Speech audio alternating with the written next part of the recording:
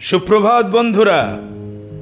উত্তম অংশটি তিনি বেছে নিয়েছেন, যা তার কাছ থেকে কেউ কেড়ে নেবে না। লুক 10:42।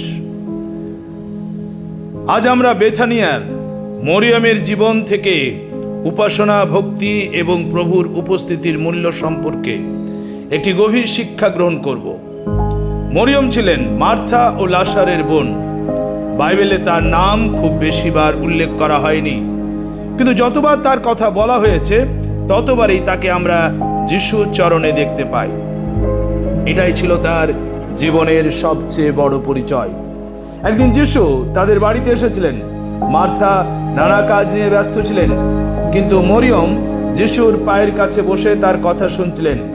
অনেকের কাছে এটি হয়তো সাধারণ একটি ঘটনা মনে হতে পারে, কিন্তু যিশু এটিকে উত্তম অংশ বলে আখ্যায়িত করেছিলেন। কেন? কারণ মরিয়ম বুঝেছিলেন যে জীবনের সবচেয়ে মূল্যবান বিষয় হলো প্রভুর উপস্থিতি। প্রিয় বন্ধু, আজকের পৃথিবীতে আমরা অনেক কিছুর পেছনে ছুটছি, অর্থ, সাফল্য, সম্মান, ব্যস্ততা এবং নানা অর্জনের জন্য। কিন্তু মরিয়ম আমাদের মনে করিয়ে দেন, এসবের মাঝেও প্রভুর সঙ্গে সম্পর্কই সবচেয়ে গুরুত্বপূর্ণ। আরেকটি ঘটনা আমাদের আরো গভীর শিক্ষা দেয়।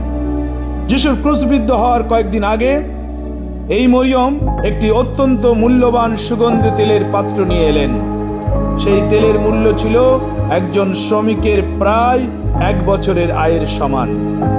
তিনি সেই তেল যিশুর পায়ে ঢেলে দিলেন এবং নিজের চুল দিয়ে তার পা মুছে দিলেন।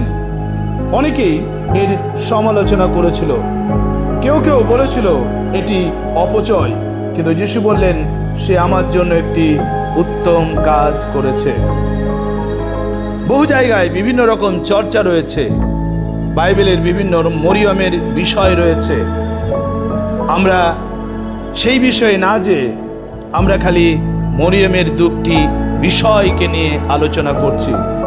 মরিয়ম যা করেছিলেন তা ছিল ভালোবাসা, উপাসনার এক অসাধারণ প্রকাশ। তিনি হিসাব করেননি, তিনি লাভ ক্ষতির কথা ভাবেননি, তিনি শুধু তার প্রভুকে সম্মান করতে চেয়েছিলেন।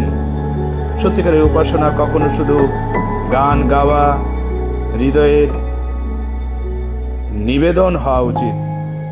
এখানে গান বা প্রশংসা নয়, কেবল উপাসনা হলো নিজের সেরা জিনিসটি ঈশ্বরকে উৎসর্গ করা। উপাসনা হলো এমন এক ভালোবাসা যেখানে যিশু সব কিছু চেয়ে বেশি মূল্যবান হয়ে ওঠেন। আজ আমরা নিজেদেরকে প্রশ্ন করি, আমার জীবনে যিশুর স্থান কোথায়? আমার জীবনে যিশুর স্থান কোথায়?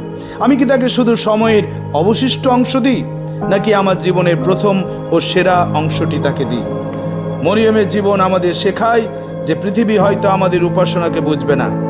অনেকেই আমাদের বিশ্বাস, আমাদের নিবেদন বা আমাদের আত্মত্যাগের সমালোচনা করতে পারে, কিন্তু যদি তা খ্রিস্টের প্রতি ভালোবাসা থেকে আসে তাহলে তা কখনো বৃথা যায় না। আরেকটা বিষয় শিখি, যে ব্যক্তি প্রভুর চরণে সময় কাটায় সে জীবনের ঝড়ের মাঝেও স্থির থাকতে পারে, কারণ সে জানে প্রকৃত সম্পদ পৃথিবীর জিনিসে নয়, কেবল প্রভুর উপস্থিতিতে। আজকের এই ব্যস্ত জীবনে আসুন আমরা মরিয়মের মতো উত্তম অংশ বেছে নিই। আমরা যেন প্রতিদিন কিছু সময় যিশুর চরণে বসি, তার বাক্য শুনি এবং তার উপস্থিতিতে নিজেদের নবায়ন করি। মনে রাখবেন, যে হৃদয় যিশুকে সর্বোচ্চ মূল্য দেয় সেই হৃদয়েই প্রভুর প্রকৃত উপাসক। ভালো থাকুন, সুস্থ থাকুন, আবার দেখা হবে।